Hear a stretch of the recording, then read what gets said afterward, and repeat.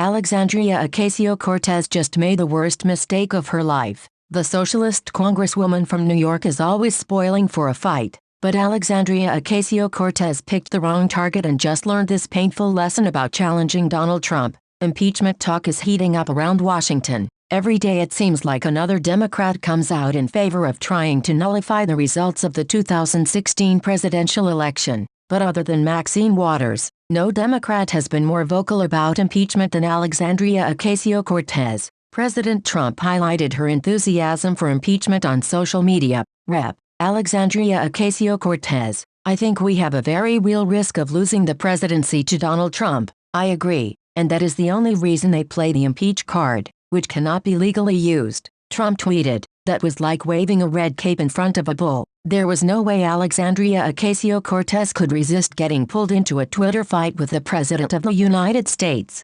Ocasio-Cortez followed up with a ridiculous response. "Mr. President, you're from Queens. You may fool the rest of the country, but I'll call your bluff any day of the week. Opening an impeachment inquiry is exactly what we must do when the president obstructs justice, advises witnesses to ignore legal subpoenas, and more." By Ocasio-Cortez fired back. By now, Ocasio-Cortez should know that President Trump isn't bluffing on impeachment. A recent CNN poll found 54% of Americans oppose impeachment. Other polls found solid majorities of Americans believe the Democrats should drop the Russia investigation and move on to other issues. But Democrats are incapable of doing so, even though fake news outlets like CNN and MSNBC regularly tout polls showing former Vice President Joe Biden leading Donald Trump in a hypothetical 2020 matchup. Everyone knows those numbers are meaningless. A 1983 Gallup poll found Walter Mondale leading Ronald Reagan 49 to 38%.